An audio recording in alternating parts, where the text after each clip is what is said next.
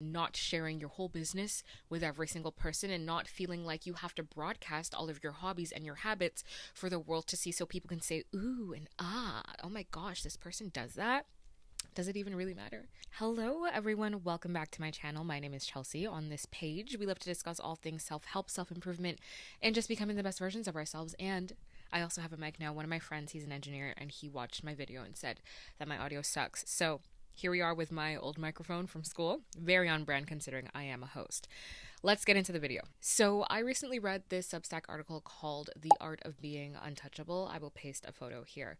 First of all, incredible read, loved it, but I think it's so important to be reading these things, to be talking about the importance of being an actual person outside of the things around us, outside of relationships or friendships or just other dynamics, just being your own person. And I loved what the article touched on. The first emphasis was on being one-dimensional, and this is, letting your whole life, your whole existence be rooted in somebody else. So say, for example, you get into a relationship and you have no hobbies that you do for yourself. There's no interests that you do on your own time. So everything that you're about, everything that you do is reflective of the person that you are in a relationship with. That is how you become the most boring person alive. Now, I can understand sometimes, some of us, we get into relationships, we get into other dynamics, and we get so absorbed with these people because it's a wonderful time, of course, but we get so absorbed that we lose ourselves in the process. And then you ask yourself one day, wait, who even am I? What are my habits? What are my hobbies?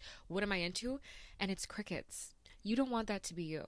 So in today's video, we are talking about who you are when nobody else is looking and the importance of having specific hobbies. Today, I will be telling you why you need a hobby for your mind, for your creativity, and for your physical well-being. So if you're ready, let's just jump right into it. First of all, you need to have some depth. Every single video I have, I stumble on my words. Can you tell I am excited to talk? I'm always excited to talk. Now, I know you've experienced in life those people that are so interesting, but you don't necessarily know why they are. These are the people that, they'll come into a space, they command the room. They're not worried about, who is looking at them or what is going on around them. They are so confident in how they stand and how they show up and how they carry themselves. Not only that, it just feels like they have a whole, secret world of a life that goes on when you're not there. You know what I mean? Not those people that are, I guess, very vocal about every single thing that they do, every little thing that happens in their life, every detail about their relationship or their career or their hobbies or their friends or whatever it is. These are people where you actually, somebody asks you something about them and it's actually, I don't know. I don't know if they're in a relationship, or I don't know who their friends are per se, or I don't know what they do on their free time. All of those things. Those people are the most interesting because they have a part of themselves that is not for show or for sale for the rest of the world to see.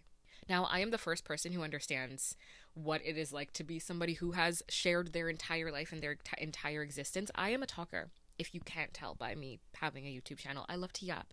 I love conversation. I love connecting with people. One thing I have learned over the years is not to overshare every single part of my life. And I think that has made me so much more interesting as a result. I am so rooted in so many different habits and hobbies that I just take part of just for my own joy and my own well-being, that people are often telling me they know that I'm busy, but they don't necessarily know what my days look like. My friends, oh my gosh. My friends are always okay, we know you're busy 24/7, but what are you doing? My cousin literally thought I was just scrolling on Pinterest. And it's not only that I'm doing, love a good mood board, but obviously my days are filled with a lot more, but I think it's fascinating because I am someone who is very busy, but it's just so interesting that the people that are closest to me don't necessarily know what my schedule looks like from day to day. And I think if we are all looking to be a little bit more interesting, this is a great starting point. Not sharing your whole business with every single person and not feeling like you have to broadcast all of your hobbies and your habits for the world to see so people can say, ooh and ah, oh my gosh, this person does that. Does it even really matter? Does it even really matter?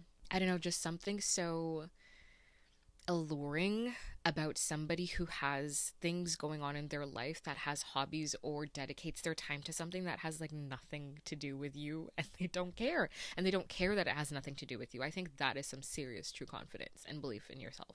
Especially in this world where, we are so grateful to have social media and have technology with us. I think it's very easy for a lot of us to get absorbed in our specific algorithms. I don't know about you guys, but for me, I find it is so much harder for me to have an original thought now that my Instagram feed and my TikTok and my Twitter are specifically curated to beliefs and thoughts that I already had, and then they're just being amplified in this echo chamber. And not to say that I am hoping to see, viewpoints that are completely opposite from mine on my page 24/7, but I do think it's important for us to take a step outside of that and actually think, what are my actual beliefs on several situations? What are my beliefs about life? What are my values? Not because someone has told me that these are the values that I should have in life, or that this is something I should believe in, or this is something I should disagree with just because, but actually taking a step back outside of all of the noise and asking yourself, okay, what are my thoughts on this? What are my opinions on this? And you cannot get there until you get quiet with yourself and ask yourself truly who the heck you are. Which leads me to my next point. Asking yourself who you are outside of all of the noise. Spend some time alone. And as uncomfortable as it might be for some of us, it is imperative to you knowing who you are and then going out into the world and living a beautiful, happy, fruitful life. Because at least for me, when I was growing up, I had no idea who I was. I based all of my worth, I based all of my decisions on how people would react towards me. I wanted people so badly to like me, so desperately. Friends, romantic relationships, people that I just had crushes on in general. I wanted people to like me so bad that I think I would buy certain clothes and have a certain aesthetic just because I thought it was cool and I wanted the cool people to like me. Or I would get home and, bug a certain person because I was so, I guess, enveloped with their approval. I just really desperately wanted to be liked and to be desired. And I think a really big part of that is because I had no idea who I was and I had no relationship with myself. It is going to be very hard for you to know who you are and have a relationship with yourself if you don't spend any time alone. If every single time your mind is trying to tell you something, you quiet it down because it's uncomfortable. Whether that's you're going home and you're spending all of your time watching content, or you're on social media, or you're dissecting movies back to back to back on Netflix, which it's not a bad thing. Love a good movie, but does it get to a point now, you have to ask yourself, is it getting to a point now where you're doing these things just to make sure that there is no quietness, there is no time for silence, so that your mind can start to speak and so that you can understand what the heck is going on internally? Because I will tell you this, now that I have crossed over from that and I am not in a place where I'm constantly seeking validation and I have an actual relationship with myself, one, I am so happy to spend time alone. I am so happy to, I crave it at this point. I crave it so desperately because I know how differently I operate in the world when I am connected to myself, when I know what my thoughts are, when I know how I'm doing emotionally and I check in with myself. My walk is so much more different, so much more confident. I am so much more sure about myself. I am not scared about voicing my opinions as much or displeasing other people around me because I know who I am, I know what my values are, and I know what I really care about and what really matters to me. And the only way for you to get there is to spend the lint in my room every single time, guys. Sorry, I have a carpet on my floor. The only way for you to get to that place where you are really confident in who you are, in what you say, and what you stand for, is to know what your values are, know who you are. And in order to do that, you're going to have to get quiet and sit in the discomfort. So next time you get a chance, not even next time you get a chance, schedule it. Schedule it in your calendar if you're a type A person like I am, or just make some time for it this week. Sit by yourself, sit alone. And ask yourself, without numbing, trying to distract yourself from music or social media or technology or whatever it is, journal your thoughts down. Meditate if you can. Sit there for 5 minutes and ask yourself, what comes up in my mind when there is no noise around me to stimulate me? Once you know who you are, or have somewhat of an idea of who you are, or what your triggers are, who your shadow self is, all of that stuff, then we can go on and then we can go on to the actual hobbies. The first one, you need a habit or a hobby for your mind. And usually, okay, before I even say this, usually I'm someone that's like, you know what, everyone do whatever they want. Like, we're all our own human beings. But I am standing on this hill until I die. Everybody, I think you guys need hobbies. I think all of us need hobbies to be more well-rounded human beings, to just find some joy in life that is not reliant on external factors or people outside of us. So first one, you need a hobby for your mind. This can be reading. I don't know. I'm going to be biased. I'm a big reader. I love books, but maybe it's reading, maybe it's podcasts, maybe we're learning something, but you need something to stimulate your mind outside of social media. Back when I was a kid and I was bored, I didn't have the option to just like, that's not okay. When I was a really young child, I did not have the option to just like go onto my phone or go onto my iPod and stimulate myself with a bunch of games or social media or whatever that was. I had to go outside. I had to go outside and touch grass, or I had to occupy myself or find something to do in my room. I was just left alone to my own devices. This is the part where you ask yourself, wait, what are my thoughts? What are my beliefs outside of this algorithm that I've been given? Do you know what your values are? I had done this workshop when I was in this program on our values, and we had to narrow it down to top three. And doing that exercise really, I think, gave me some insight into what matters to me.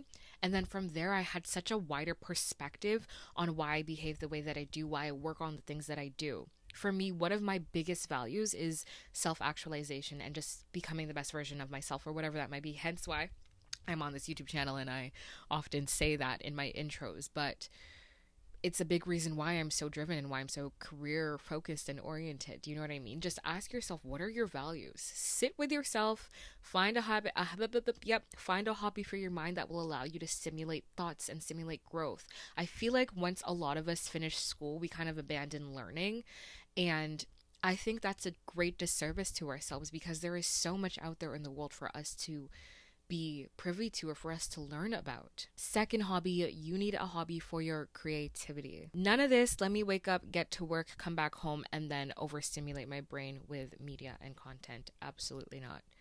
You know, there's people out there that like paint and stuff and draw. Sorry, I crack myself up. There's people out there that have hobbies, and you could be one of them. I'm not somebody who draws personally, but even just things like I have been doing puzzles lately. I think I've mentioned in some of my videos, and it's bringing me a lot of joy. It's slowing my brain down, which I think is so important in this world where we are overstimulated so much of the time.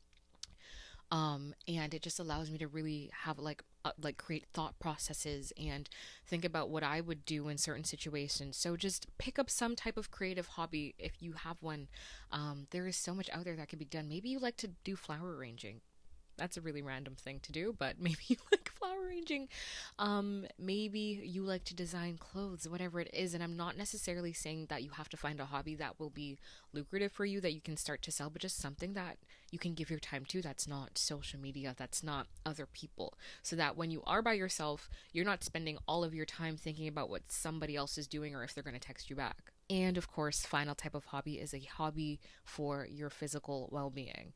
Now, on this channel, I am very clear about us moving our bodies, not so we can become skinny minis, but so that we can feel great about ourselves, so that we can be a lot more grounded, mentally clear, and just healthier in general. I am a fitness instructor, and my physical hobby of choice is Pilates, walking, and rebounding, which is like that trampoline exercise. And I love it. I find it so phenomenal. Of course, I've seen, changes in my body, which I think are so great, but also I'm so much more mentally clearer. You need to find a hobby for your physical well-being. Maybe you stretch. Something that allows you to connect with your body, to have that mind and muscle connection. Just something to allow you to really look inward and ask yourself, who am I as a person, as a whole? What do I like? What are my interests? What are my values? All of that. That is how you become the most That is how you become the most interesting person in the room. So next time you feel like you are by yourself, you're at home, you're bored, you have nothing to do, instead of trying to go on to Tinder or Hinge and just striking up conversations with random people you really don't care about, or, spending all of your time consuming media, create something. Write something down. Ask yourself where you can draw inspiration from. Ask yourself who you want to be. Create a vision board.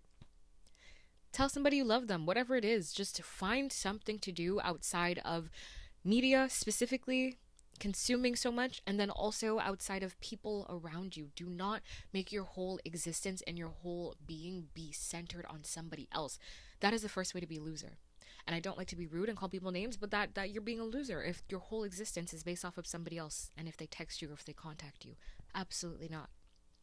So while we're here, again, everybody, hot girls have hobbies, hot guys, hot people in general, if you're non-binary, hot people in general have hobbies. And if you want to be a hot person, pick up a hobby, pick up a book, pick up a pencil, pick up a paintbrush, go on a walk. Whatever you do, do not base your existence on consuming things 24/7 or on other people.